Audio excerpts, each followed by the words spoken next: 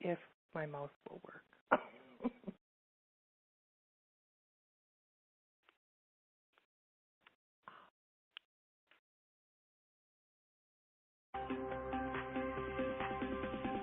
Welcome to Unbounded Potential's Go Beyond series with your hosts, Karen King and Selma from Radis.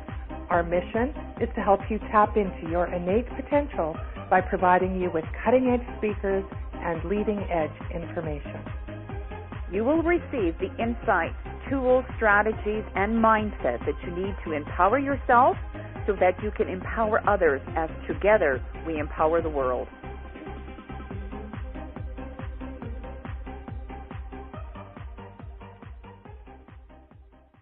Well, welcome everyone to the mini-series Predictions, Forecasts, and Transformation in 2016. I'm Karen, and with my co-host Selma, we want to extend our heartfelt thank you to you for joining us. You know, our world has never needed more compassionate, brave dreamers and bright, perceptive souls doing great things in the world as it does now. 9 extraordinary speakers have come together in this series to inspire you to maximize the opportunity of this fresh year of 2016. They all hold the intention to help you progress forward, to find truth, peace, beauty, and even opportunity and success in the midst of challenges. Many say that 2016 will be a time of great change. We'll be asking that question to tonight's first guest, who is gifted with extraordinary intuition, and she'll be talking about her ongoing project using a pool of intuitives to accurately predict the future, which has gained so much international attention. Wow, we can't wait for that information. She's given over 20,000 readings in her lifetime, and her website of World Predictions currently draw 35,000 people monthly, and she'll be taking your questions. Selma, can you tell us a little bit more about tonight's very special guest? You know, by emphasizing special, are you meaning, Karen, a guest who is unique, remarkably talented, distinctive? Well, she's here with all those attributes and much more. Now, Jeanne Mayell is a professional intuitive, an author who gives private life readings and offers tools to help people develop their psychic abilities. Now, holding master's degrees from the Harvard School of Public Health and the Harvard Graduate School of Education, and published in the Atlantic and other national journals, she brings an academic and intellectual rigor to the world of psychic readings and intuition training. Now, maintaining that psychic ability is part of everyone's natural guidance system. Mayell regularly trains lay people to read for themselves and their friends and find their soulmates and the right work and predict the future with remarkable results. Now, she says, seeing the future gives us a chance to change our direction. This is the evolutionary gift that enables us to survive. So we're very, very glad you're here with us. Welcome to the show, Jeanne Mayell. Wow, that was a wonderful introduction. Thank you very much. Oh, I'm excited. It's my pleasure. Yeah, we're happy. Jeanne, I'm sure you can pretty well have any job you want in the world, in the health and wellness world. You hold 3 master's degrees in mainstream fields, 2 from Harvard University in Public Health and Education, and 1 in counseling psychology. Yet, here you are described as a gifted, extraordinary intuitive and one of America's most talented tarot readers and psychic. What was the catalyst for you, Jeanne, that lifted your veil and connected you to the spirit world? Actually, it really goes back to a tragedy I went through when I was 30 years old, and I lost my first husband.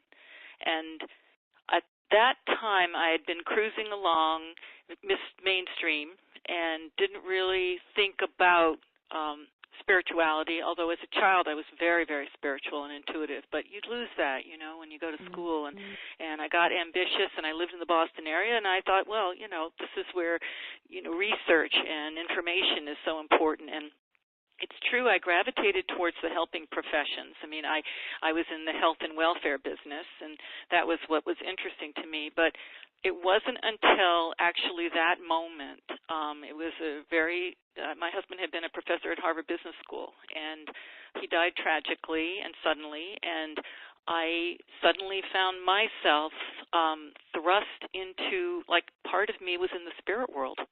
And it was as if I could hear voices telling me everything's going to be okay, this is the path of your life, this is important, not to, a lot of help and direction, and it changed everything. And it's funny because it happened at age 30, and I kept going in my current trajectory. I did quit my job. I was the Medicaid director for the state of Massachusetts. I had 5,000 people working for me, and I just couldn't focus on it. And I quit my job and moved to New York City. But I took a similar kind of job working there at Office of Management and Budget. And during that time, I just became less and less interested in the work I was doing. And in fact, that's one of my tips to people about their intuition is notice where your enthusiasm is. Notice your energy. Notice what makes you smile. And it wasn't making me smile anymore, the work. It wasn't bad work, but I wasn't turned on. And so, I moved back to Boston and started pursuing like Oriental medicine and acupuncture, learning about it, and massage and ancient nutrition, and that all led to getting much more into the spiritual realm. And I got very, very excited when somebody took me to see a psychic in 1984, and it was as if, oh my God, I've been doing this all my life. This is what matters to me. I want to meditate. I want to go and learn yoga. And it just, when I graduated from Harvard School of Public Health, I had a lot of job opportunities. I had like 3 or 4 really good job opportunities, and I just wasn't excited about it. I was excited about playing with the tarot and meditating and channeling. And so even though people around me, like my parents, were like, are you kidding me? Are you going to do that? What? Really? I just said, one thing is having gone through a tragic loss, a death, I remember my mother said, look, you can do whatever you want. And I remember feeling like, yeah, I'm going to do what I want, and I'm going to make it work, because I just have to go this way. And I am so glad I did. It's been 30 years since then, and every day I wake up and I love what I do, and it keeps me open and challenged. So there's my little story. That's not such a little story, and it's very similar to mine because my husband had passed away when I was 42, I guess. And, he always said, and I thought, you can't do this to me. And now this was like he had cancer, so we knew that the end was coming.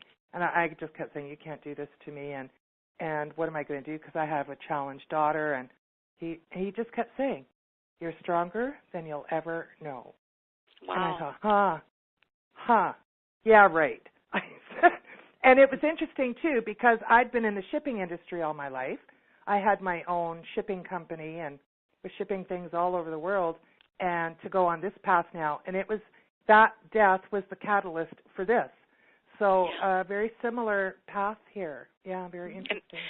And I also noticed that a lot of the people who come to me to learn the tarot, to learn intuition, have just gone through these kinds of things. I have more widows, more people who they lost their jobs. A lot of it has to do with death or with divorce, really big changes. And they say it breaks your when your heart is broken, it actually breaks open, and it opens you up to something wonderful and new. And so it's really true. It's wonderful to watch people transform their lives from something that could have been a shattering experience, but instead it kind of shatters your worldview, your old self. It's like you're a little chick in an egg, and the egg cracks, and you're like, oh my God, Chicken Little, and then sky is falling. You wake up. Falling. The sky is falling. And in fact, what's happened is your world is bigger. You've gotten too small for your world, and suddenly you realize it's a much bigger world, much bigger sky. So And I think we're all guided. I think we're all here for a reason. I do. I'm really agnostic. I don't like being told what to believe. Mm-hmm. And that includes the New Age realm, too, Mm-hmm. I like to experience it myself. And what I've come to is that I'm guided and that there are all kinds of beings out there we can't see who are helping us and bringing us forward. And we need it right now, badly. So it's a wonderful world. Are you going to break into song? Are you going to break into song? Or Selma 100 times already for Christmas, right? But Jeanne, sometimes with trauma, we feel sometimes that the veil is lifted, right? Exactly. It just opens up a different kind of a realm. Because I'm sure, you were very, before this traumatic experience for you, you were probably very skeptical. Somebody says, I was obnoxiously go into skeptical. The next room. Yes. Yeah. But when you connect to somebody in the spirit world, now I can do it easily. But back then, it was because the person I was so close to entered the spirit world, and I realized he was still around.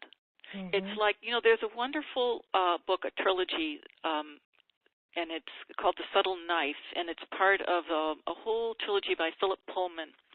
It's a children's trilogy, and in it, in The Subtle Knife, this little princess has a knife, and she can actually make a slice into the air and enter into another world. And I feel like that's what happened at the moment that I realized you can just reach out. It's all happening. There are people on the other side, and not just people on the other side, but people on this side who you're not around, or you're not near. You're feeling them too all the time. You can read anything. You can read anybody at any time, past, present, future. And that is a really expansive feeling, which I want to teach people. I mean, I give readings. I give great readings, life readings. Mm-hmm. And I also really want other people to find their intuition because we need it. Everyone needs to be connecting in this world. It's a beautiful experience. People feel less afraid. They feel more protected, more guided, more helped. So that's my goal. And also people feel interconnected, like we're all connected. Mm-hmm. Well, like we feel connected, really connected with our audience members, Exactly. We know that there's just an essence about them. So Jeanne, can you give us maybe a few simple, like tips or pointers, what we can do now to become more intuitive? Yep. So, there are kind of two levels of becoming more intuitive. One level is just, how can I be more intuitive on an everyday basis? I mean, not necessarily giving readings to people or projecting into the future or doing prophecy, but just how can I live my life more intuitively? And I want to say, first of all, that, they say that we only use like a small percentage of our brain. And if you delve into the world of intuition, if you try to become more intuitive, you're using much, much more of your brain. You're using something that we all have. So where does it start? Like a few tips. I'll just say a few things. So intuition is in your senses. They talk about a sixth sense, the sixth sense. Well, all of your senses, your eyes, your ears, your nose, taste, your touch, your sense in your body, all of those senses can be expanded and make into intuition. So you can actually, when you use your eyes, you're just seeing energy. You can actually use your eyes inwardly, and you can see energy. So a lot of what I teach is about being more aware of what's going on in your body. It's very much a mindfulness exercise, and I'll lead you in a little while, lead you in a meditation to help you do that. But on a simple level, here are a few tips. Number one, notice what makes you smile. So you're trying to make a decision, should I go out with that guy or that other guy, or should I go back to school, or should I go to law school, or should I learn tarot cards, or should I buy that house, or should I just rent? And you're trying to make a decision. It's noticing yourself. It's not in your head. It's not an analysis, like, oh, should I go to law school? Well, here, let me do a calculation and whether that's a good and practical thing. First of all, that question, our parents all said they want us to be doctors, lawyers, Indian chief. You have no idea. They have no idea what the world will need in 20 years. Mm-hmm. So notice what makes you smile. As that's your intuition. That is your body, your nervous system, your heart as well that's operating. And it knows not only what you need and what is true for you, but it also knows what the world will need and how you'll fit into it. So another example is, a really good example is, notice your enthusiasm. Now, enthusiasm comes from the Greek. The Greeks knew. They understood all this stuff. Mm-hmm. That enthusiasm actually literally means, the word is Greek, and it means God is going through you, or the divine is flowing through you. So when I was graduating from Harvard School of Public Health, I had tremendous enthusiasm to go to Kripalu Yoga Center and to meditate and to read tarot and to give readings, and I didn't have so much enthusiasm. I just didn't have it at all for these real practical jobs that, I used to have wanted. I wanted years ago. And so follow that, because that means spirit is flowing through you. Okay, Selma, I'm leaving the business. I'm going to start in the music industry. Sorry. Well, this is for selfies, phone selfies. If you want to make a decision, take a phone selfie and then look at the pictures. What the questions are. Make the mark on there. Then you'll know. You're smiling ear to ear, and you're going to Tahiti and do yoga up there rather than going to law school. There's your answer. I like that. Okay. You want some more tips? Here. Yes, please. Yeah. Yeah. Okay. A lot of these tips they've been in the vernacular for years. There's like, pay attention to your gut. They always say, what is your gut decision, or what do you gut? Yeah. So I remember reading about a Japanese businessman who's one of these $100 million people. He's made a lot of money. And he would say, in the East, they're much more open to using intuition than they are in the West. But he would say that before he would do a business deal, like, say, sign a deal to build a $10 million building, he would have a big meal, and if he got indigestion, he wouldn't do the deal. Really? Yes, and this man made a lot of money that way. Oh. Why is that? It makes a lot of sense. Your gut has like 100 million neurons in it. It's called the second brain. It's called the enteric nervous system. It is very sensitive to your it's part of your nervous system, but it's really sensitive. So, I don't know if there's anybody who wouldn't say that when they were upset, they've been at some time in their life gotten an upset stomach or cramps. Yeah. And so what and I used to have this one client who was always trying to decide whether to go. He had a big company and he wanted to know whether to go IPO, right? And should he take his company public? And he would come and see me, and it would be hard because he's very cerebral, and so am I. And this was back in the early days when I wasn't as experienced. And we would sit there for 4 hours where he would go back and forth. And then what would help me to tell him, for me to know exactly what he should do, was I would sit there and imagine that he'd left my office, and I let him go and go IPO, and I would notice that thinking about that would make me sick to my stomach. and that's how, and we worked together, and I would use that idea that I had let him make the decision, and eventually the timing was right, and I didn't feel sick. I didn't get that feeling in my stomach, and I knew it was okay. So go with your gut. Pay attention to your gut. I love that. Isn't that a good one? It is. I have another good one. Another one is, this is a no-brainer. Breathe. If you take a breath, your intuition starts to work. What happens is when you take a good breath, your whole body relaxes. That's just scientific fact. It automatically causes your body to relax. But you get out of your head. And if you breathe on top of that, take a breath and then think about the breath, that it's going into your body. Like, everybody just do that. Like, just go. You can almost feel the breath going through you. You're going now into your body and you're getting out of your head. And remember, your head, like your brain, your head, it doesn't have an intuitive thought. It's basically your mind, your brain it's got a lot of data. It's like a big hard drive. And so if you make decisions based on that, I mean, we need that information. We need data. But if you base it on that, it's not going to be based on energy or the present moment. It's going to be based on the past. And so good luck with it, because it's true that a lot of times the past continues to happen. Things that happen in the past continue to happen in the present. But it isn't intuition. It's not intuitive, and it isn't creative either.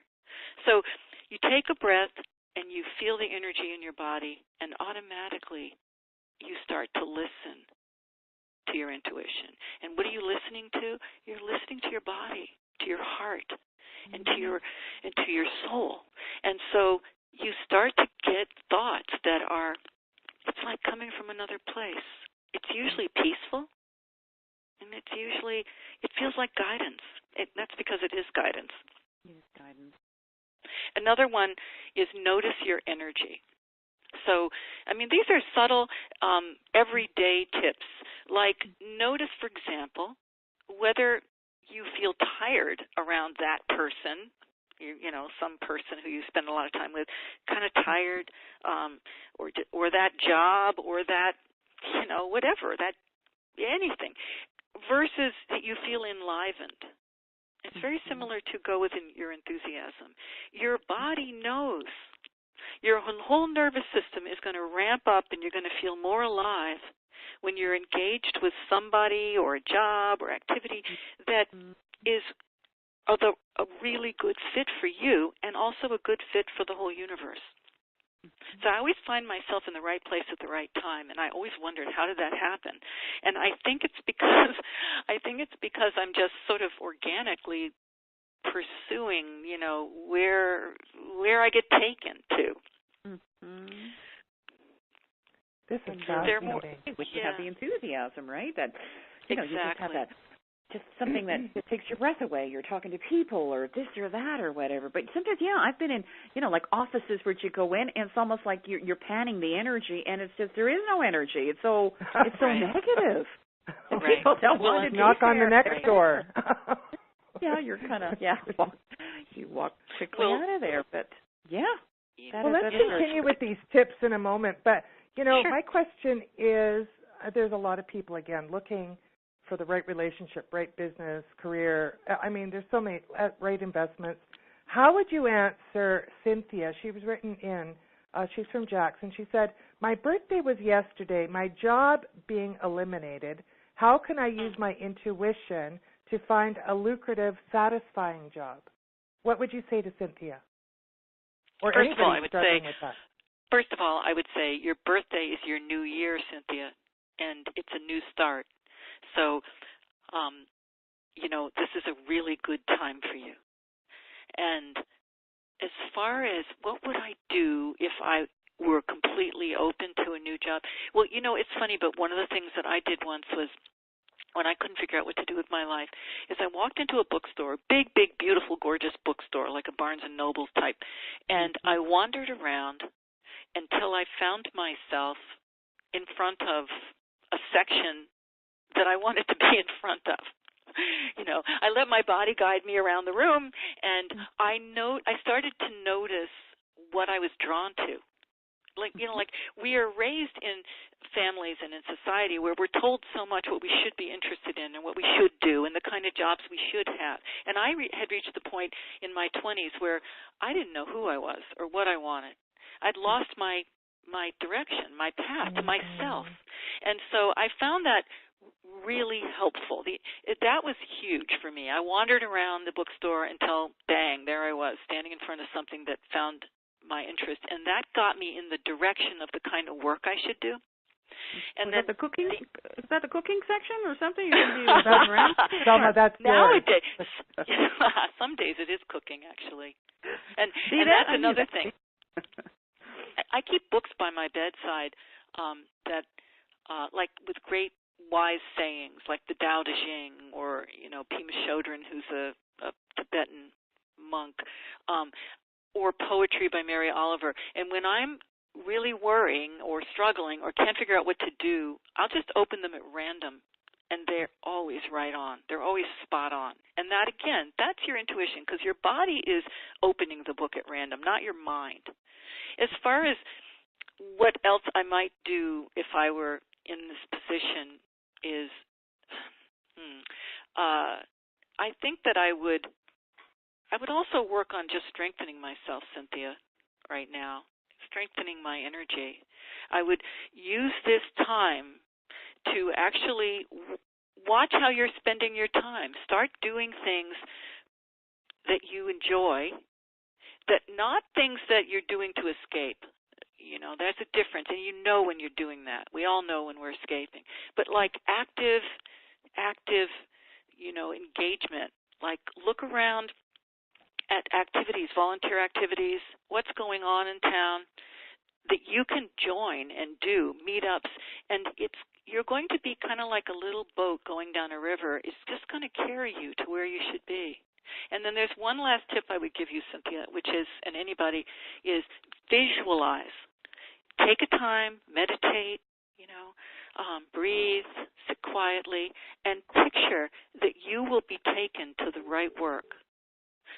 I did that for a long time because I couldn't figure out what I needed to do with my life. How would I have ever thought that I was going to be doing psychic work or reading cards? I just knew that I needed something satisfying. So I would imagine that I would close my eyes and I would just imagine that I was carried like up through the air, and that I would land in this job.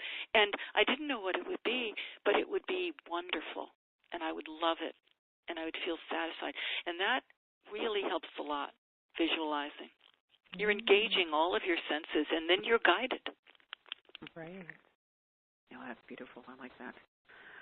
Well, I'm very intrigued with the work that you're doing with some of your students. I know that you get together maybe a few times a year, Jeanne, and where you kind of invoke visions of the future of a world. So you and your group have had some incredible accuracy over the last 5 years. So tell us more about your group of intuitives. Are they all from the same walks of life? Are they ordinary people who just, kind of started seeing the future? And, what comes up? When you have visions? Is it symbols? Or, just tell us, how was this information presented to you? All right, so they're ordinary people who came to me for a class. They may have showed up in an introductory class in the tarot or just a class in actually mindfulness, and they heard that I had a more in-depth class called the Thursday Night Tarot, which I have, and you can sign up for 5 weeks at a time, and they would come and just to learn this. And they're ordinary people. They're, what they are, they're doctors, lawyers. I mean, I actually have psychiatrists. Indian chief? No Indian chief yet, but apparently one of them told me that there's one outside in my woods who is channeling to me. So, and that's no joke, that there's a whole Native American contingent going on. But anyway, so these people would be, some of them are housewives and yoga instructors and teachers, a lot of teachers. Anyway, and retirees. And as I said before, some of them are people who've been through losses and tragedies, and so they feel drawn to wanting to, find out what's going on at a different realm. And so I teach them tarot, and how to read the cards, which is very easy, and it's the same process for being psychic about anything. You just follow your eyes on the card, and we have a good time with that. And then twice a year, I send out an email to all the people who've ever been in any of these classes and ask them to come, and a bunch will show up, and I teach them how to meditate on the future, which is really very, very easy. You just close your eyes and meditate, and then I call out the months, like, I'll say it's 2016, September 2016, and I ask them to write down whatever comes up for them. And mind you, they've been getting instruction from me in how to read just by meditating and seeing what is your gut feel, what pictures are in your head, and what you hear any voices, does anything say anything to you? So I teach them how to do that, and you can use that for reading another person or reading a country. You can read the future just by calling out the months in your mind and then writing down what you get. So originally I started doing this because I really wanted to know who was going to win the 2012 election, the presidential election in the U.S. And so I was bugging them a lot and saying, okay, now we're going to learn how to meditate in the future, and then I want to see what you get. And it's, the accuracy was phenomenal. And and it helped my accuracy because even though I meditate a lot on my own and I do pretty well with visions and, future and seeing the future, when I'm with a group, it just seems like it's amplified, and they feel it too. It's so people who've never done this before suddenly feel, it's like training wheels or something. They suddenly feel like, oh my God, I'm getting all these visions. And then I post them up on my website, and then they start coming true.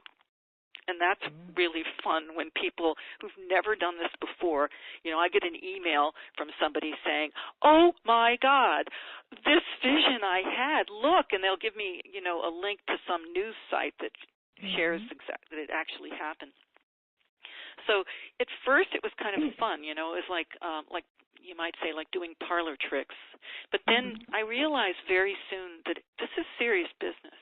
We need, as a species, we need to be able to use our brains and our minds to be able to see ahead.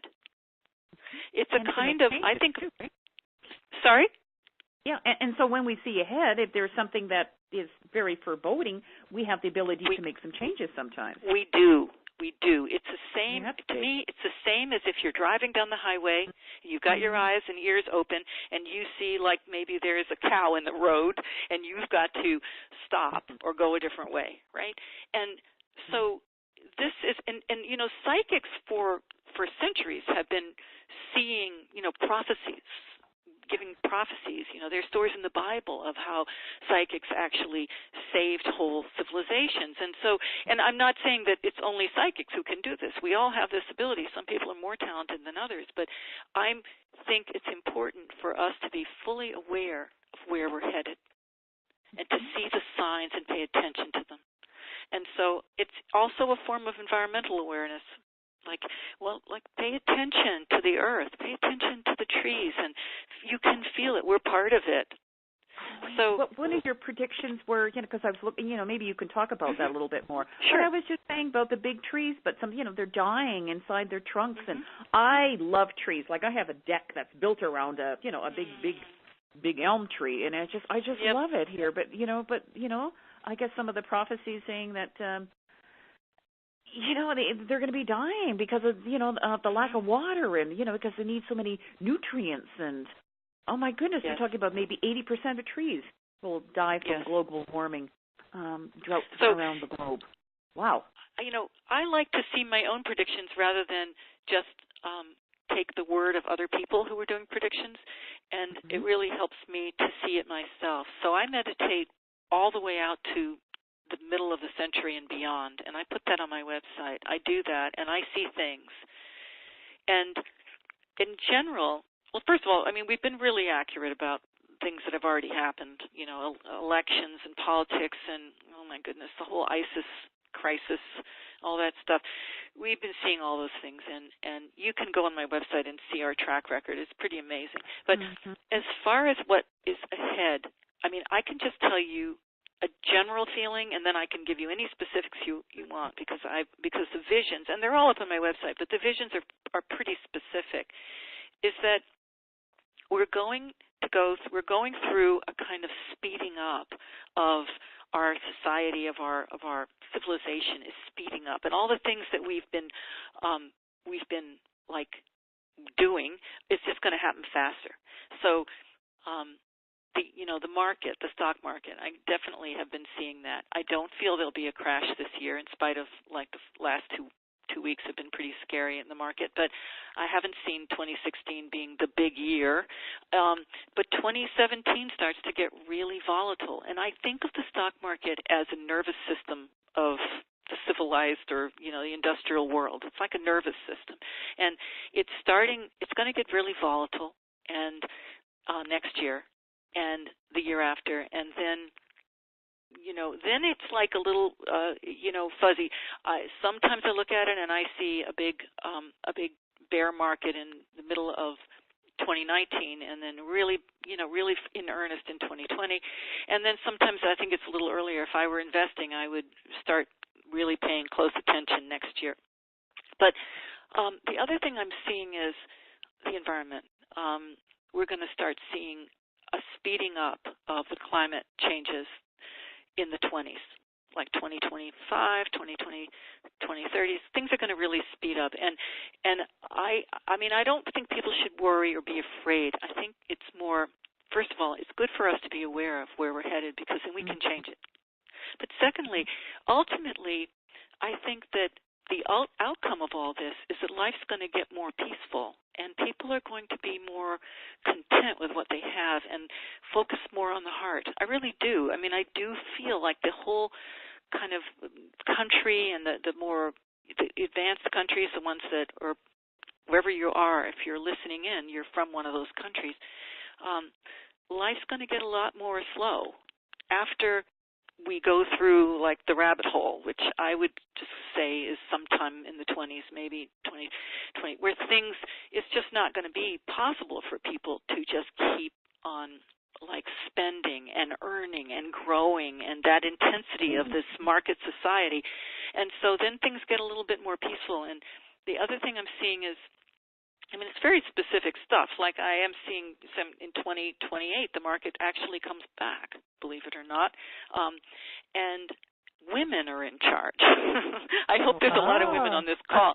There's, I predict right now that in 2028 we're going to have a woman president, a woman vice president, a woman secretary of state, and it's not, you know, there will be plenty of things for men to do, but as far as running the world, it's going to be more women in charge, and I think that'll be a good thing.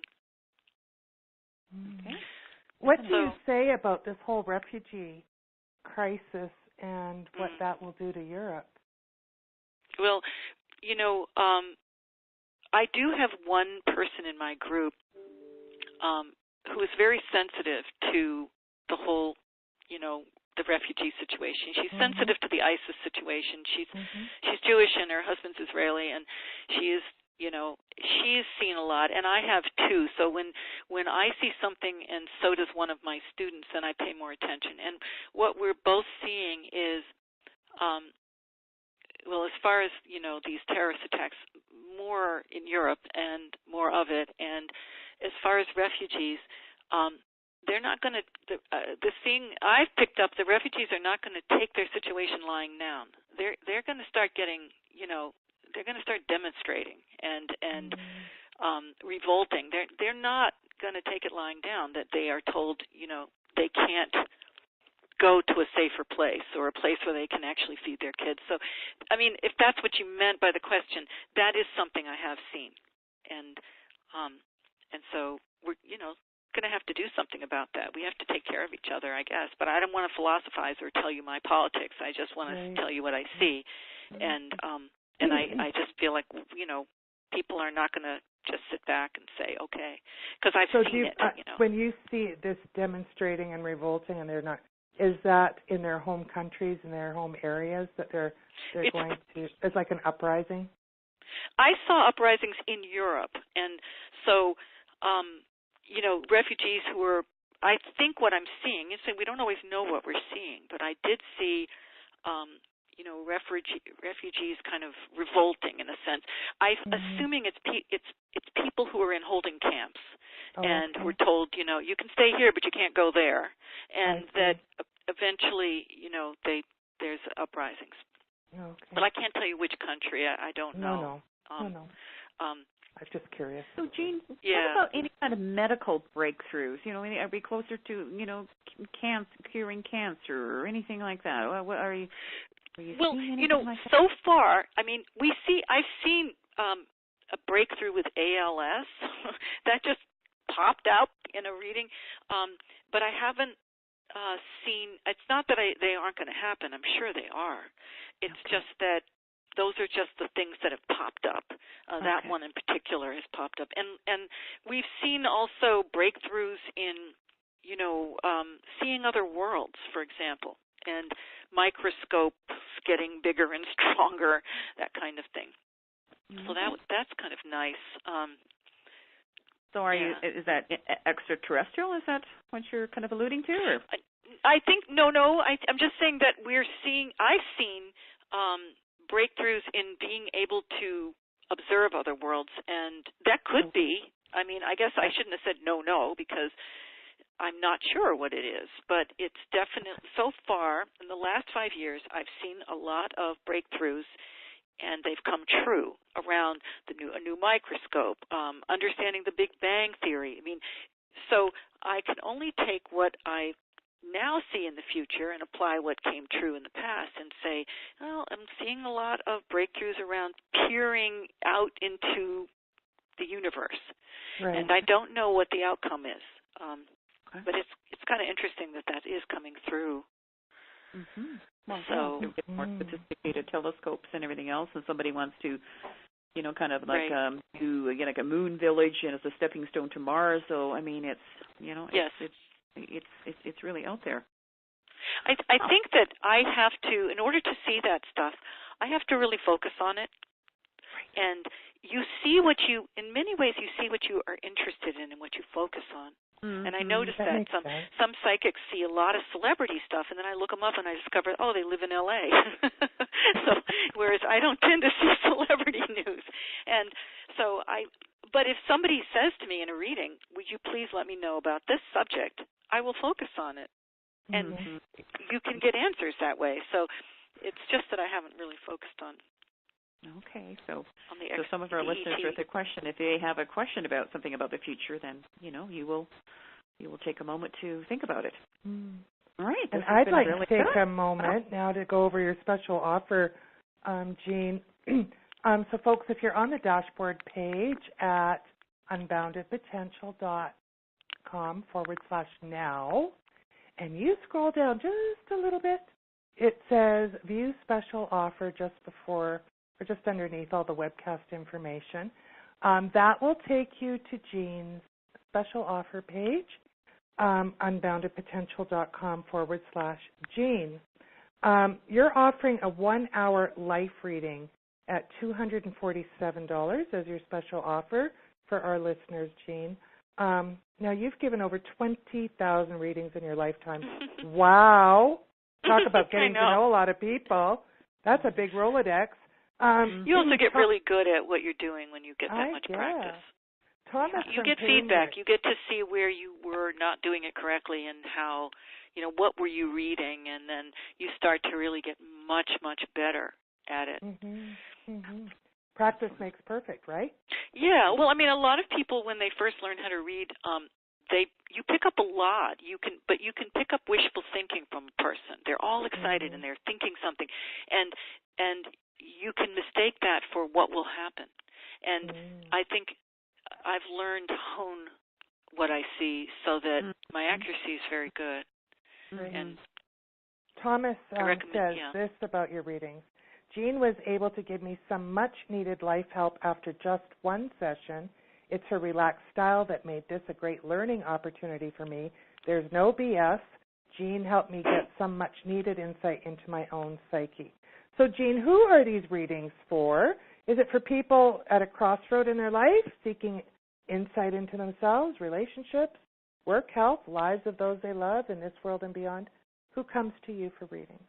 It's all of the above. And, people come, sometimes people get a reading and they're all excited and they say, how often should I come back? And I say, just come when you get the call, when you feel it, when you feel like, I want to call her.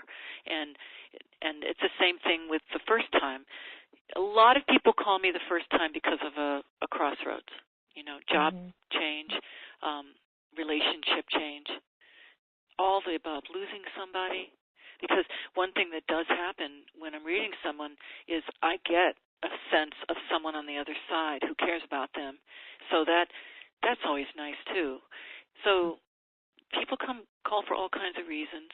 Some are just curious too. They want to learn. And I think they want to become more intuitive. And what better way to start than by going to somebody who's really intuitive and getting a reading on their own life?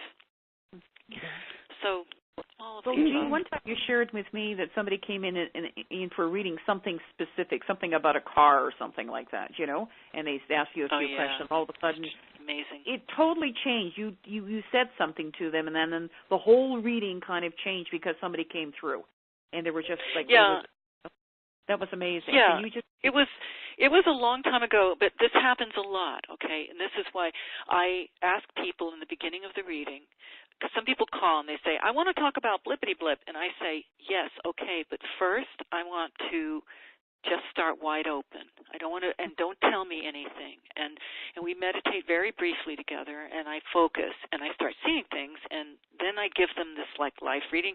And then if they tell me, look, I'm really calling with questions, specific questions, I always go through the life part really quickly so that we can take a lot of time on questions.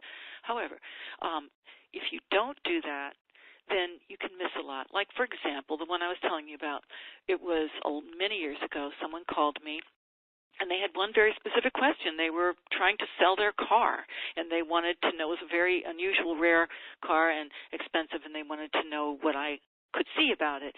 And I meditated, and I saw this beautiful boy, this beautiful blonde boy, and I described him. And the woman just gasped, and she said, that's my son. You're seeing my son who had died. And as a teenager, and 4 years earlier, and I saw him over her and telling, you know, and I wasn't expecting it because at the time I never read people on the other side. But frankly, if you learn how to read, you're going to pick up any kind of energy. It isn't. It's not a specialty like you just pick up, you know, the car question. And it was an incredible reading for her. I mean, I think that was like one of the best things that had happened to her. And she then, you know, went back and told her husband, and he called. But I felt really privileged to be able to offer this vision to her because she couldn't see it herself. She was too caught up in everyday life. Mm-hmm. And I'm sure that gave her so much comfort. It did. The comfort there. Oh. It did. There are, you know, I really feel there are beings around us all the time, and there's crowds around us, and people we've loved, and people who we hardly remember, like grandparents, people who adored us when we were little, and they're all around, and I think they're always trying to help us, and it's as if we are like autistic. You know, when a child is very autistic, they might not notice you, and you're trying to communicate with them, and they're just not seeing you, and it's like we're that way, and spirits are reaching out, Jeanne, you know, Selma, and this is an opportunity for us to open to these energies. It helps to talk to somebody who's gifted, and you can also, gradually, you can also learn yourself to open that envelope. It's a wonderful experience. It would be. Wow. Yeah, I just got goosebumps because I think this crowd in my office.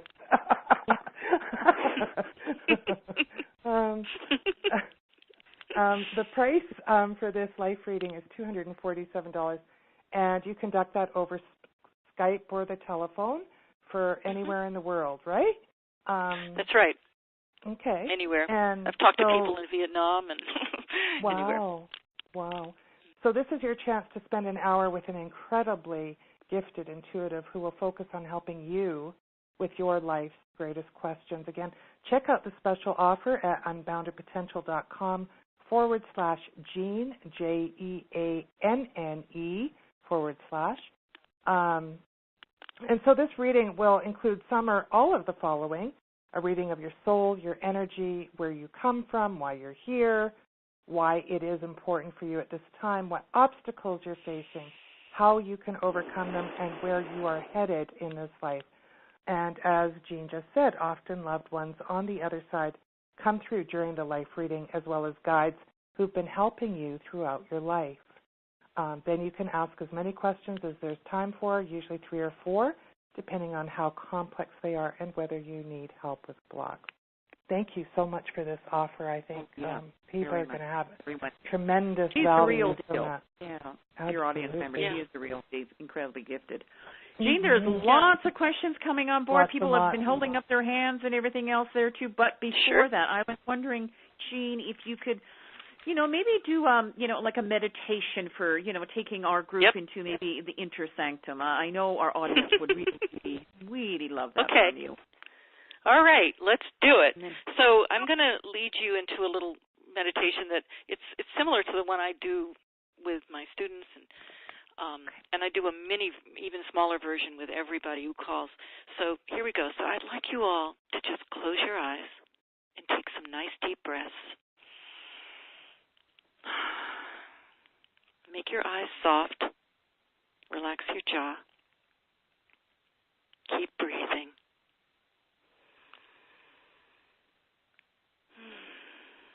And as you breathe, every breath, just notice the breath going all through your body, nourishing you, relaxing you. Be thankful for that breath. Realize how wonderful it is.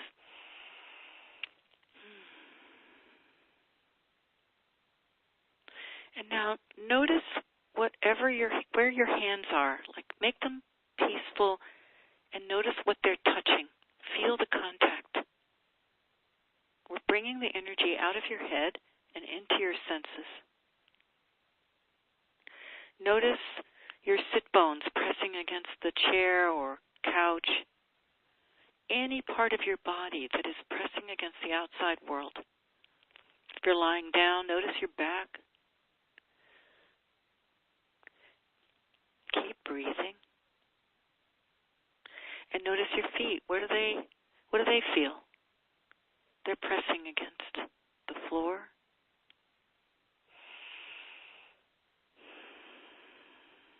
And every breath, you'll feel more and more relaxed. And you'll notice your body more. Just pay attention to it. And now take a moment. We'll do sound. Go into your sound sense. Just take a moment and then listen to every sound you can hear.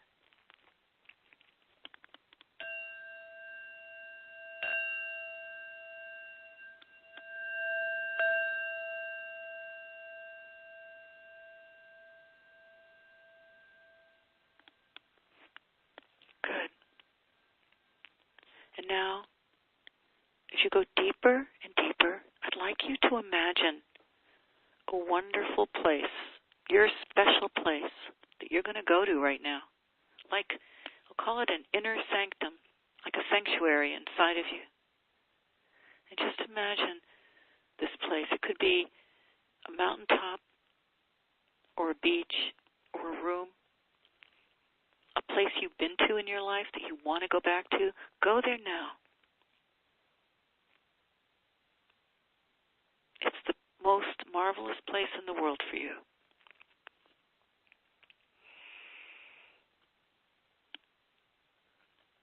And now you're there, and you're with your guides. You're with all of the beings who love you. And you're with your sacred self. You're within your own soul now. And take a moment, and if you notice anybody there that you weren't expecting, then just enjoy their presence and notice them. Notice everything around you that you feel in this little wonderful place inside of you.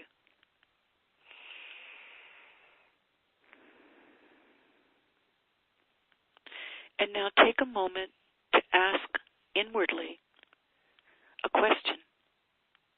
Whatever you fervently need to ask. It could be just, am I okay? Am I going to be all right? Or it could be something else. But take a moment and ask that question. And then wait to hear and feel an answer coming within you.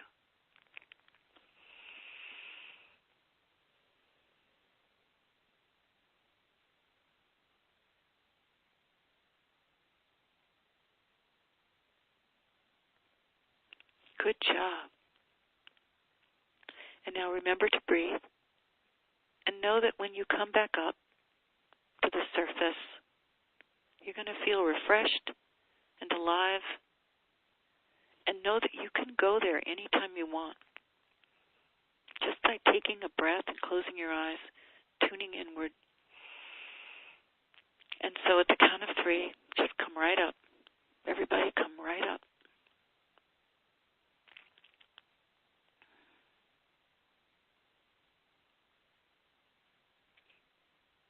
And now that you're awake, I'd like you to just, to yourself, make one intention, like a New Year's intention.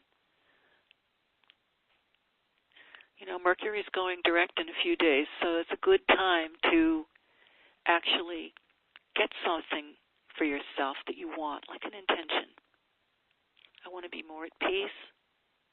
I want to find that job. I want to be more directed. Whatever it is, take a moment and make that intention.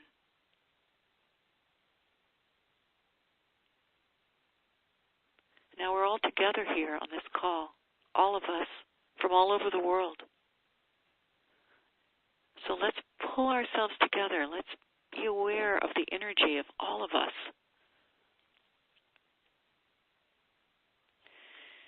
And use that energy to further our intention.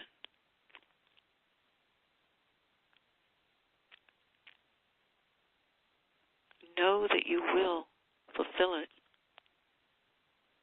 because everyone is helping you. We all have hopes and dreams and wants and desires. We're all putting it together in one big, beautiful bowl of love and hope. And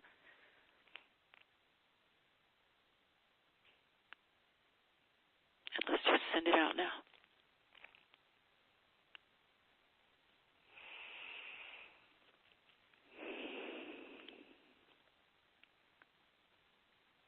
Okay.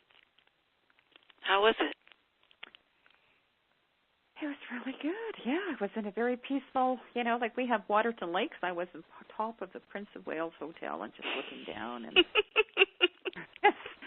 I just went back there. How about you, Karen? I'm sorry, I couldn't participate. We've got so many people trying to get on this call, and obviously there's a little bit of an issue, and so I'm trying to help them. So I'm going to have to listen to the replay. But I want to make sure people get access while we're still live, because I'm sure they have lots and lots of questions. Okay. Yeah, good. But that was good. Thank you for doing that. That's interesting. Thanks very much. It's something we can listen to over and over again. So now our favorite part of the show. Yes. Where Jeanne's going to answer your questions. So if you're on the phone, press *2, and we're also taking questions from the web submission box. So are you ready, Jeanne? I'm ready. Ready. Okay, I'm going to start with some of these people that have had their hand up for a few hours. They've got to be in pain here. Okay, let's go. Okay. We've got area code 424. You're on the line. What's your question for Jeanne? Looks like California. Is it me, Shantae? It would be you, Shanti. Oh, great. Yay, you won the lottery. Yes, that's right. Hi, Shantae. Hi. I really don't have a question, just whatever you pick up. I mean, like finances or health, but whatever you pick up is fine with me. Okay, fine. All right. Okay, so yeah, I'm just going to tell you a few things that I pick up, and maybe if Selma or Karen can time me, so that we get on to the next person. Okay, it's great. not easy for me to. So, all right, Shantae. The first thing I see is really good energy, really upbeat energy, and the sun. I mean, the sense of light and the sun, and so really, really good energy. I see there's some things that you've been working on that haven't. That you've been upset about or haven't been coming through. And I just feel like I want to say we were talking about intuition and about guiding, just to know that you're guided and know that these things, that all in good time, and not to worry so much. The other thing, Shantae, just tuning into you a little bit more. you've got good people around you. I mean, you've got good joy around you and good people. I get that. And okay, so I just threw a little tarot spread on you, and I just want to tell you that your outcome of the spread, because we're going to keep this reading brief, is really positive. Abundance coming to you. So I think did you say a minute ago that finances were not good? Yeah, they're not. I'm working on something, but it's always a waiting game because I'm like on a strict budget, and it's always like little. I'm trying to, be patient. And then I'm dealing with a little candida thing too that I'm trying to it's just frustrating and aggravating. It's just like wait all the time. So right. No, I did see. I threw a card that has to do with like you don't feel something isn't feeling well inside your body, but your outcome or something. I don't know, menopause, something like that. I have to go. Yeah. I'll go to the doctor in March, so I'll get a hormone panel check or something. I don't know. Yeah, it just says it makes you feel sick. You just don't. You feel stuck and sick and kind of syrupy. Energy feels kind of syrupy and stuck. It is going to pass, and even actually by June, what I'm getting is things are going to perk up and you're going to feel more clear. So I don't know whether it's because you go to the doctor or because it's naturally going to happen, but I do see you have a capacity for joy and fun and enjoyment with under good weather. It's not something that we have here in Boston, this kind of weather, but I see that outdoor sun, the sea, the sky, beautiful, that you're going to be enjoying that again and feeling I'm a much, beachy much person. better. I love to go to the beach and walk and put my feet in the little seawater sometime and think, sometime. But I haven't. It's really good for you. And it actually causes a release in you, and you start to realize that the whole universe is on your side, and that there's a rainbow over you, which I see, the rainbow is a symbol I get, and it just means you're protected and you're guided. So, yeah, you're going to be feeling much, much better in terms of the physical. The thing, it's dragging you down the way you're feeling, and this sort of hormonal thing is dragging. It makes you feel like a lower, kind of like worse outlook, But really, when you come out from under it, you're going to realize that things are good for you. And there's a lot of love in your life, and the outcome is very positive. Abundance is your outcome. When I hit something in my life, I just sit and think. I go, this too shall pass, and then I just try to move forward. Yeah. I always just say, this too shall pass. Yeah. Well, yeah, and it shall. And it just, I'm saying that it is, things are going to be much, much better. There's a tarot spread that I've thrown that shows the past, like the recent past, hasn't been so good. And sometimes you feel like, I don't know who I am. One day I'm in a bad mood or, moody, hormonal.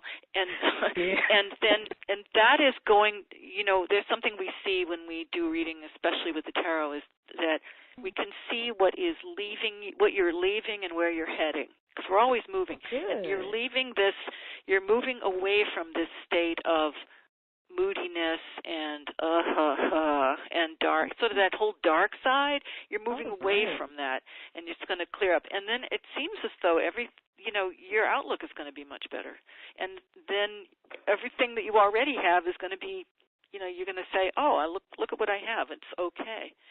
So I could say a little more, but I'm working on an e-commerce site. Do you think that should I be heading that way, or do you see something else? So this is something, right, I'm picking up you're doing this alone? Yes. You're on your own, because it does say that, all right, I'll try to look and see where it's going to go, but it does say that you could really use doing things with other people, that when you do stuff alone, like this particular one, you're smart and you get ideas and you shine inwardly. But it can drag you down a little bit. You can start to get discouraged and your energy isn't as good. But how will it go ultimately? Be honest. Be honest. Please tell me. You know what? I'll tell you what I'm seeing. And that's that being alone and working alone, it's very good for some people. But it feels as though that together with this hormonal stuff that's going on and the candida, it's actually making you more less able to have the bright outlook that you need to succeed with it.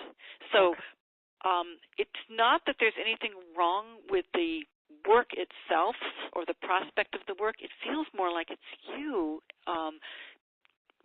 not being able to get out of your own energy because you don't have anyone help, with you. So I think that's going to change as you become more connected with other people, and then because you can feel, I feel your energy, your beautiful energy. You're bright and fun, lively.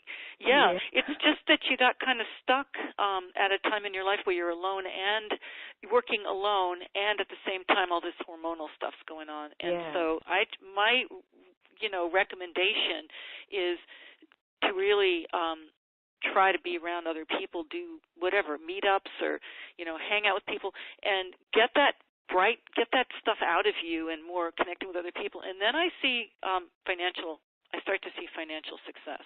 I see more, much better. Maybe the energy flow better. Okay. All right, that sounds good. Thanks, John. Thank you. It's nice to talk to you.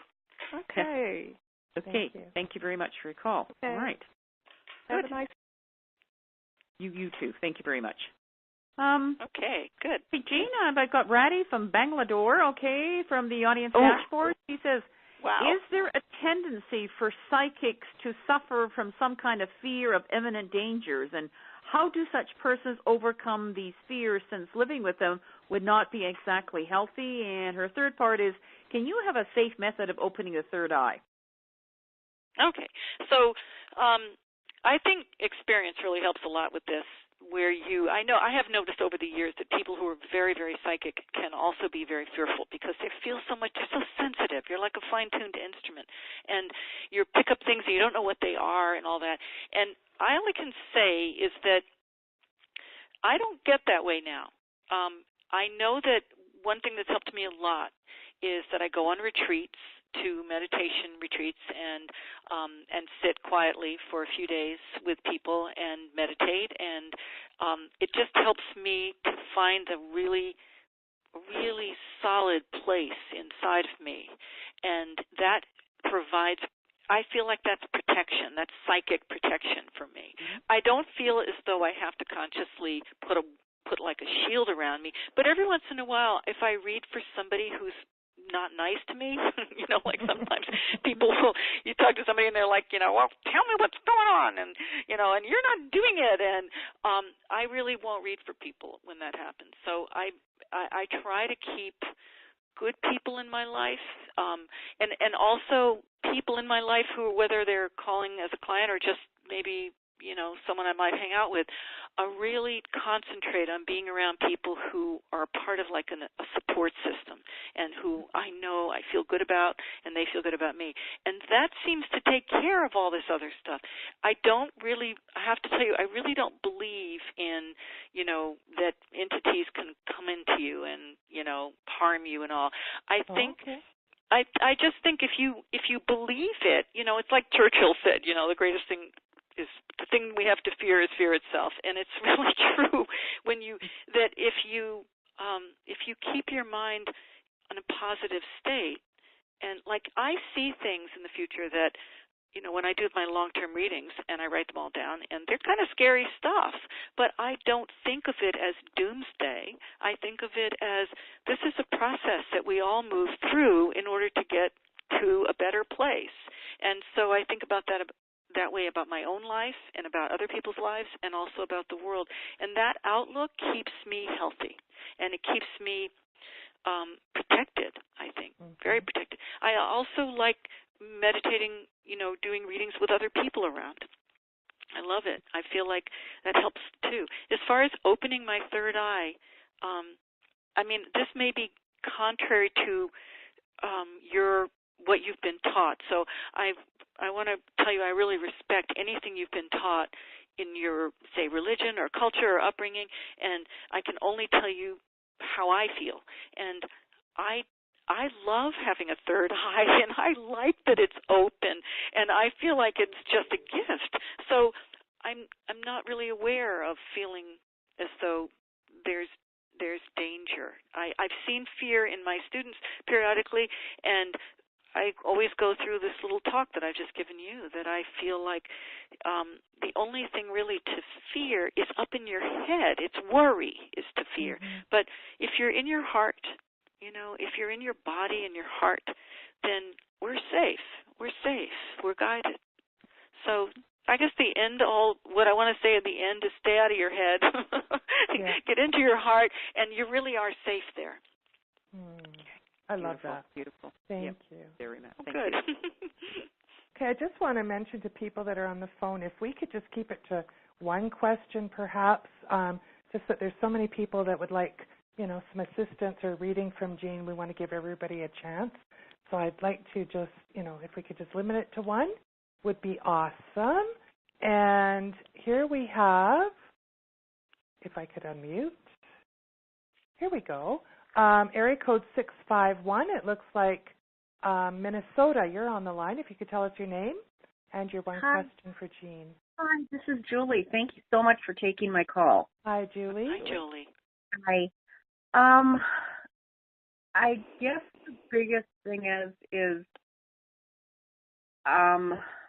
basically my kids have stolen most of all of my money at this point. One has stopped making her loan payments.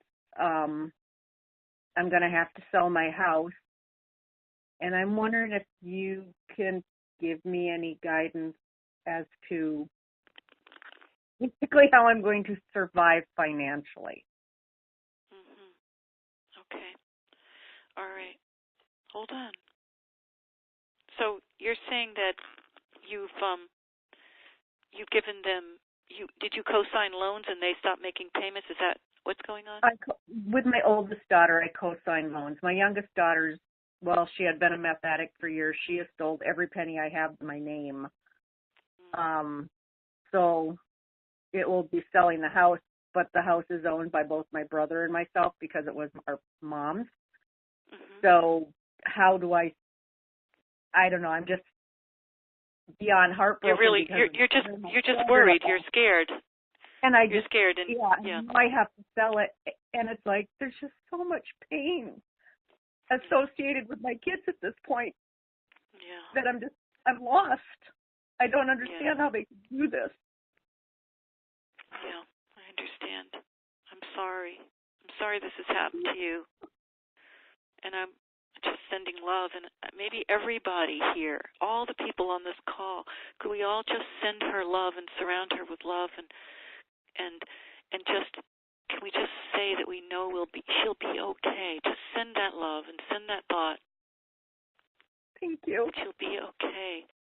Just surround her with warm love.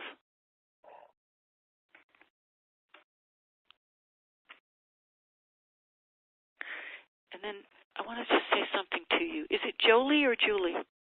Julie. Julie. Yep.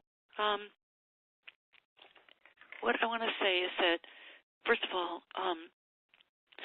life never just ends with the thing we're worried about. Like you're worried about money, losing your house, and it doesn't end there.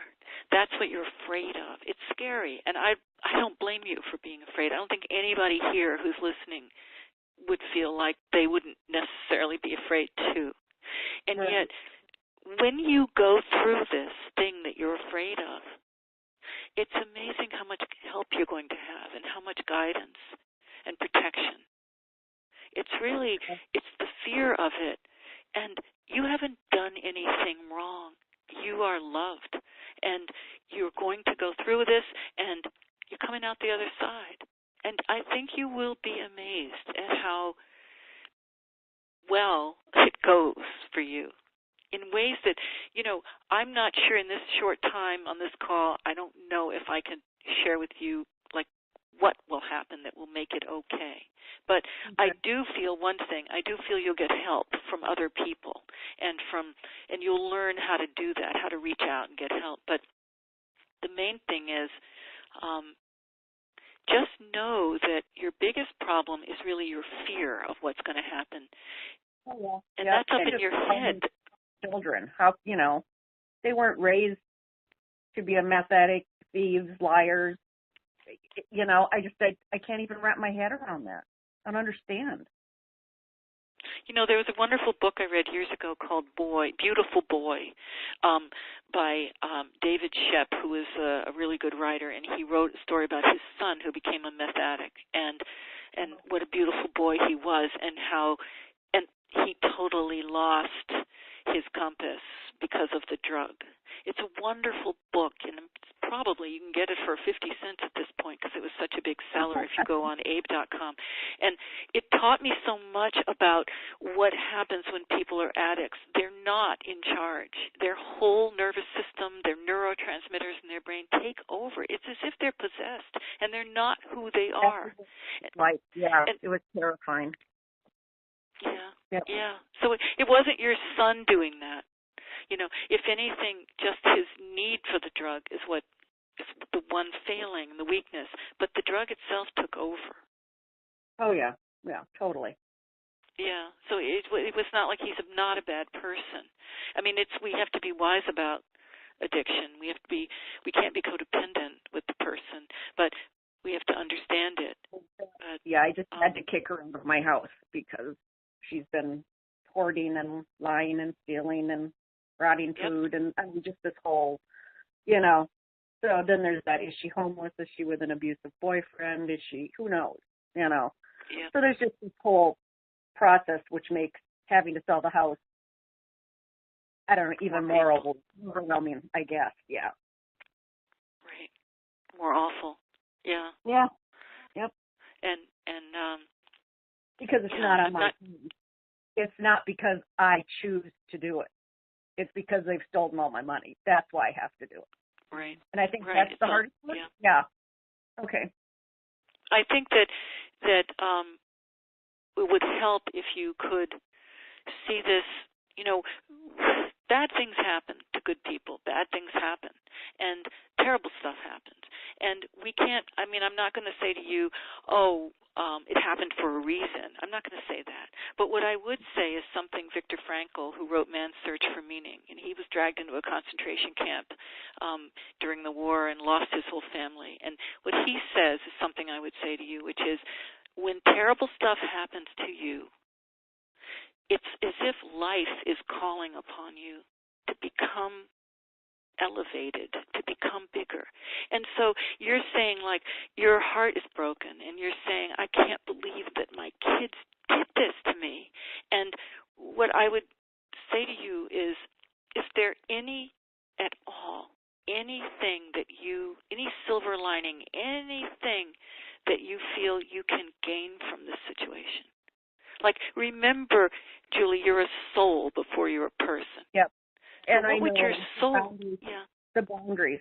It's because I've always been shut up, do what you're told, take care of everybody else. You simply don't matter. Why would you try that? You're going to fail.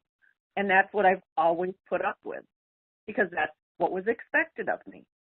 And I know it's to become my own person, to stand up and say, no, I deserve to be treated better. I'm going to take care of me for once. Bravo. And I know that. But that doesn't make it easier. But I know that's what it is. It doesn't make it easier, but when the time comes that you have to go through all this stuff, you'll be a new person. You'll be the person you really are. You'll be your own soul's evolution. And that, you know, sometimes the worst things that happen turn out to actually crack open your world. And you find oh my God, it's a bigger world than I thought. And I see that. I mean, I feel you're going to get help from people through this, and you're going to start to discover a better world. And if part of the problem has been that you've just been giving, to discover something new in yourself, that you're important, that you come first, and really changing that, which I think what this is. It's a trauma. You're going through trauma. And trauma is horrible, but it's your own self just jerking yourself awake and changing you. Yeah, exactly. Yep. I feel like over the long term, you're going to feel like something golden came out of all this. Something golden. I could use some golden. Well, and you've got our love your direction too, Julie. You know, Yeah, for sending. you've been surrounded by hundreds of our listeners. Absolutely. Thank you so much. Thank you, Julie. You're welcome. Thank you. Thank you very much. Thank you. Thank you. You know what? Before she came on the call and just before you started talking with her, I was drawing little hearts. You know, just sometimes I do that, and I'm just saying when you mentioned the heart, you know, like that's you were like uncanny. you're in that heart mode. You're picking up on it. Yes. Yeah. Before it's funny that, because some people, some psychics actually just write. You know, like they just do automatic writing. They find themselves, and so that's another form of intuition. It's just what is your pen doing that's attached to your fingers? It's wonderful. My little hearts there. Okay. Well, we're just going to take a few more questions if that's okay. We've got Mary from Honolulu. Jean, she's saying, how is my mother, who passed away last summer from a long and extended ordeal with Alzheimer's disease? Her dying was also on her terms, and what she chose in that she chose to do it on her own. No one attending her. She was in a care facility. How is she? Is she happy and content finally after years of struggle and resistance to our wanting to help her? Keep her safe for her own good. Okay. So it's interesting. I'm sorry for your loss. It must have been really hard to go through that. And I started throwing cards while you were talking, and I saw her before she died, and she was difficult, really difficult, and that must have been hard. But what I pick up is then after that, there was a release, a big release. And can I say, she's in the light now. She's her old, perfect, beautiful self now. She's full of life. She loves to talk. She loves to, hang out. She likes children. She's dramatically altered at this point because she doesn't have that awful darkness that comes when you're in the body, when and on top of that, you're suffering from this terrible disease. So, can you give me her name? It's Mary. Mary. Okay. We're talking through the web. Okay. Yes. So Mary, and hold on, let me just read Mary a little bit more.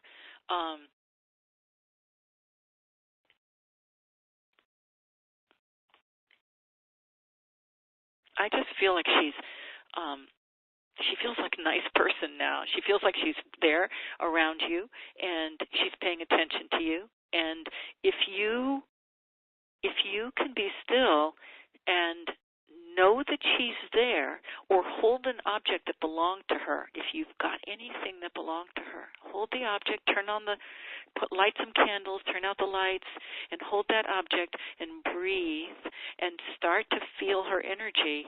You will realize she is right there with you, right there with you. You can't see her. She sees you, and she's fine now. She's fine. She's as fine and clear as a bell now. She's got friends. I mean, just want to tell you, I see her with other people. She's got people she talks to, and was she sociable? I think she was a pretty nice person before she got sick, and pretty easygoing, liked people. I don't know about easygoing, but she definitely liked people and was outgoing, and now I feel that's back. She's connecting with people. And so what does she want to say to you? I'm happy, I'm well, and I want you to be well too. And I'm actually having a blast. I mean, she's having fun. Wonderful. Any other questions? Yeah. How was your time, Jean? Because we have thousands of questions. I could do this all night. I'm totally fine. Could you? If you want to keep going. But, I thought you had a limit, so I'm good. We're extenuating. Yeah. All right. People are reaching out, so. Okay, well, let's do some more then, Karen. What do you think? Yeah, let's do a bit. Area code 508. I think it's Amira from Framingham, Massachusetts. You're on the line. Did you say Mira? Amira? No. Amira. Okay. Yeah. Oh, I'm so thankful you got me on the call. Thank you so much. You're welcome, Amira. my whole life has been one trauma after another. My parents were abusive. My ex was abusive. He still is in his way. I'm a concert pianist, but I went to Juilliard. I have no concerts right now, and I'm really stuck. And yet I'm, playing better than ever. When I play, I'm channeling in composers, but my financial situation is so dire right now. I don't even know how I'm going to make my next mortgage payment or my kids' tuition in college. And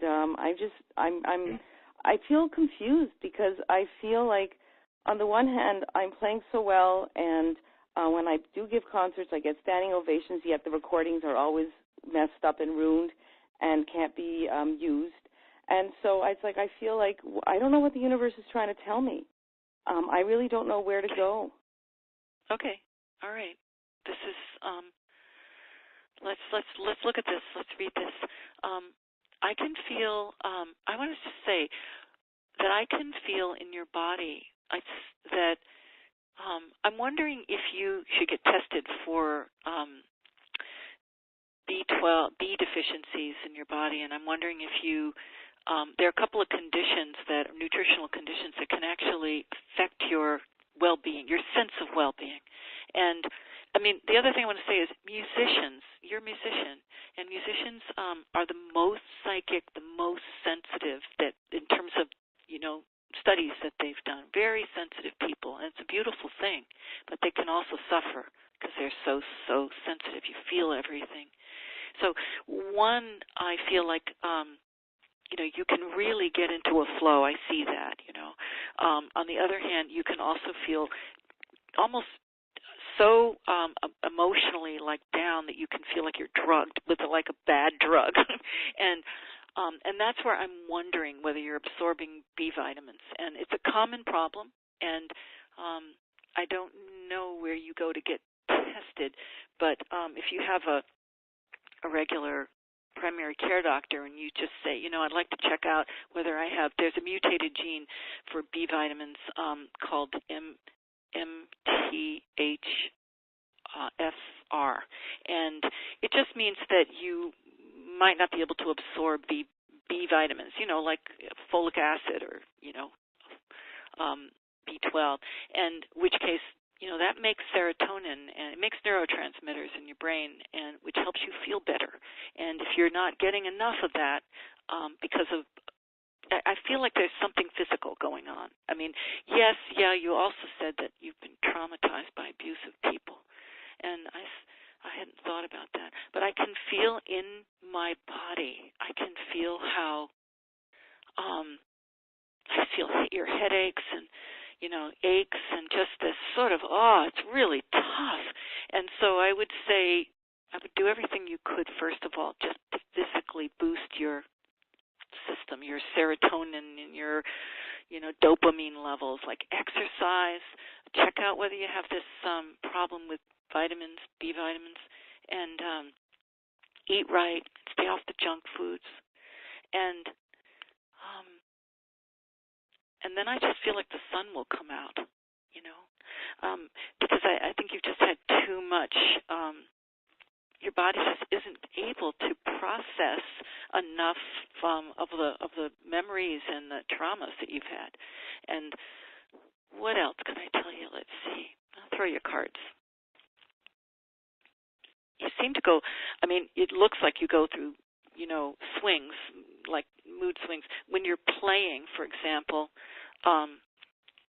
it's like a meditation. You're channeling, and this tremendous light coming through you, and that's good. But when you're not playing, I feel like it's a lot of, it's just this dysregulation in your whole system, and I'd just like you to get help with that, like to see someone for figuring out what's wrong, with your system, and whether it's B vitamins or just need more exercise, and really a lot of exercise. If it's not a vitamin problem, I think you need a lot of exercise.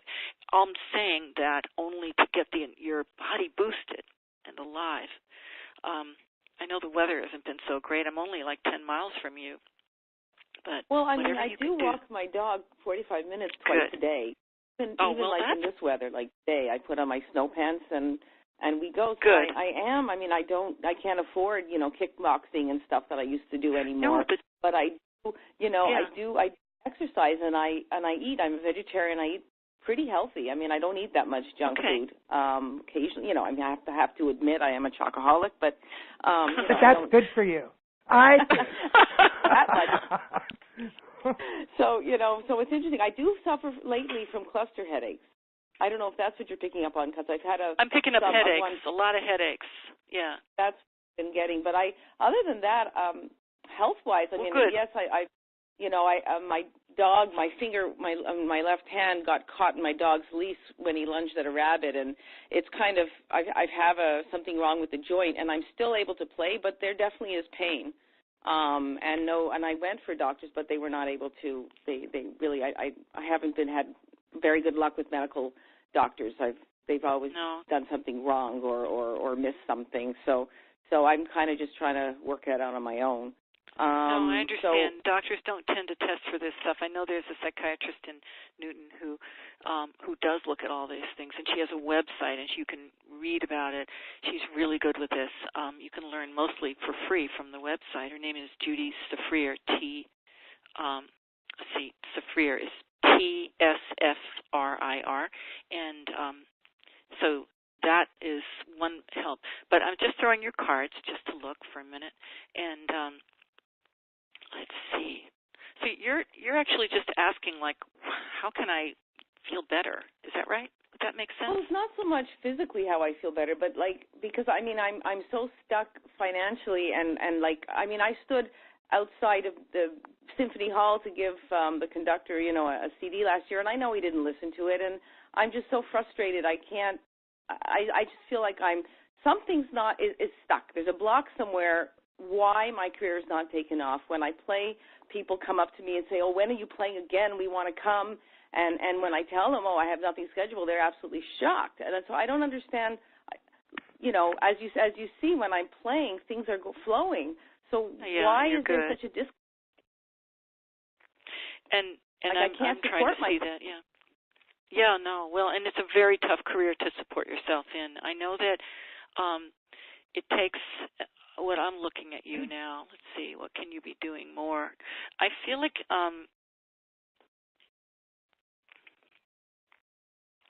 I feel there, you need gigs, basically. You need a lot of gigs. Is that the right word? Jobs. And I feel as though what can you do to get more jobs? It just seems like are you doing a lot of things? Like, there are all kinds of things online where you can, in a sense, get opportunities to play more. I guess what I'm seeing in my mind's eye is you playing no matter what, like getting out more and playing no matter what, like playing for people, playing for an audience, whether it's for money or for free, and that leading to more. It's just a thought. It's what's popping in my mind. Like sometimes you would be playing volunteer, but it's getting you connected. It's getting more people seeing you, I guess. I would, yeah. And I think that would help you a lot. Yeah. Go ahead. Because I've been doing that for the past couple of years. I mean, some of the people I went to Juilliard with who, we played chambers together, they're making, thousands of dollars a concert, and I'm lucky if I make hundreds a concert. So when I'm playing a lot, I've done a lot of volunteering, and this year I finally decided, even if it's for a nominal fee, I'm going to get paid, because I just wondered if the energy of always playing for free and thinking, oh, maybe I'll make a connection will work. But then I thought, well, maybe I'm just sending out to the universe that I should not get paid. So now I want at least something, but it's not, it's not snowballing. There's no I haven't met the right connection that's actually going to help my career take off. Okay, I understand. And the Juilliard is such a good school. You should be totally successful. So what do I see? I'll just throw one card for you and see if it will give some, like, something to shift it. Let's see.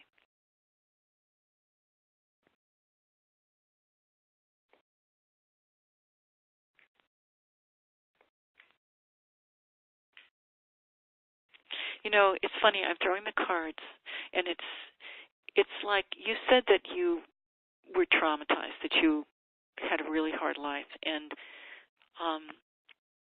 it's not easy to, like, it's like a cloud, and it's not easy to break through that cloud. And I'm feeling like it would help to do some inner work. But, you know, I don't want this to turn into just an advice session. You know, I know you're looking for, you know, what will make the difference for me. And I truly feel like it comes from within. You know, it comes from within. The only reason I was telling you I thought you should do more, like try to get out more and do more, is because it shifts something inside of you. But you could do that without going out and paying and playing for free by simply picturing that. I mean, it's hard to do this in front of, I'm not sure it's appropriate to do this in front of all these people, but there's a wonderful exercise where, you know, that I can lead you in, where you picture your energy actually expanding, and we send it. I don't know if you ladies have time to do this, but you send it all over the world. And so if you just take a moment and just imagine your own energy, just this ball of light, just enveloping your whole being, and picture it. And it's you. It's wonderful you. It's talented you. It's musical, beautiful you. And it's all in energy, like light. And then like Tinkerbell light, you know, a glow. And take that energy. I actually want to do a clearing of your chakras. You know what the chakras are? Like the energy centers in your body. So I just want to imagine that I see that ball of light over your head and just make it go into your forehead, into all of your chakras, your heart, your solar plexus, just going in and clearing, and into your navel, and then right under and scooping right up through your root chakra, and then just cleansing you completely. And actually, everybody can do this. It's a wonderful exercise. I do it for myself. You just imagine this ball of light, and you just take it. It's on the top of your head. Keep breathing, and you just bring it out in front of you, and then put it into your forehead. And there's a wonderful saying you can go with it. Rosicrucian saying is, "I am the soul," and have it go in your third eye, right where those headaches are, and send that light right into your third eye. And then it's just balancing and cleansing. Everyone can do this at once. It's very powerful. And then bring it up over the top of your head, and then bring it into your throat. Your throat chakra. I am the soul. I am the light divine. Bring it into your throat. What we're doing is balancing your whole energy body, which is really the root of your whole body and your life and your attitude, into your throat, and then bring it up through the top of your head and out in front of you. And this time, I am love. Have it go into your heart. I am love. You are love. And then have it go up to the top of your head and then out in front of you. I am will. You are will. Have it go into the area where your diaphragm is. That's your solar plexus. I am will. And then out in front of you, and then into the navel area where your belly button is. I am fixed design. And you have a very big third eye. I'm telling you this now because as I'm doing this exercise with you, I see your big third eye. And you've absorbed a lot of difficulties in your life, and it's hard to let go of them, but you're very, very psychic, very intuitive. And so now we just do a whirlwind of energy over the top of your head and put it all through your whole body, just final cleansing. Okay, now you're ready to go. And now I want you to look at that, your ethereal body again, just all the light of your body. It's all balanced and cleansed and beautiful. And take the ball of light, take some of it, Put it on the top of your head and just start whirling it, and let's send it all over the world. This is your energy that's going to get a job. You're going to find the work, the right work. And you send your energy all over the world. Send it all around Boston and all the way down to Florida and to Canada. Just send it as if you're like scattering this beautiful energy all around, because you never know where the job could come from. So let's just put it everywhere. And it's you. It's your energy. It's like when you create a buzz about yourself with a publicist or something. You're sending your energy out. So now we watch that energy floating to earth, and we look for the job. And I just want you to think this with me. There are people out there who need you. They need your beautiful playing. They need your beautiful self, and that you and them together come together to find the right work, to have the right work, that it's a perfect match. So just imagine them. They're down there. They're looking for somebody, and your energy comes along, and they get it.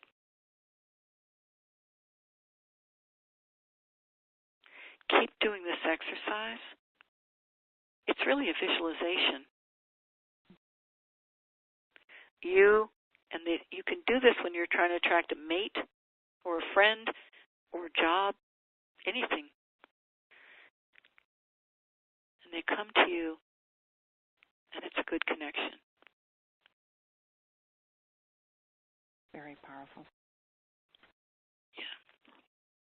Thank you, Jeanne. I'm definitely smiling. I definitely felt. She always makes us smile, doesn't she? Oh. And I'm glad you're walking your dog. I have a dog, and I walk it. So that's plenty of exercise. Just do it vigorously. Will do. It will help. We wish you the best, Amira. Yes. Thank you so much. Much love. Amira. Thank you. Yes, much love. Very much. Thank you. Oh, well, I think we just thank everybody for their questions, and we want to honor everybody's time. We just want to put a reminder, if you want to, Jeanne does have a special offer going with us. She does a 1-hour life reading. Lots of good things happening during that time, so she's got that on a special price of $247. If you want some additional information, go to unboundedpotential.com/Jeanne, JEANNE. All right. So, Jeanne, well, thank you so much for sharing your incredible insights. We sense your deep knowing and compassion. We just enjoyed this time with you immensely. Again, I did too. And I want to say something about the special offer, which is that it's an hour reading, but I'll work with you in that hour, and if it goes over a little, I'm okay with that, because I want it to be okay for you. I want to see a shift in you. So it's a very generous reading, and you really only need one in your life. You can come back if you like afterwards, but one is really it's a very full reading. Mm-hmm. You'll know if it's the right thing for you. Mm-hmm. That's right. So thank you very much. Again, we're You're very honored. welcome. Yeah, and to you, our dear audience members, may you always be more, love more, live more, and never settle for less. Go beyond. Thanks always for joining us, and good night. Good night, everyone. Good night.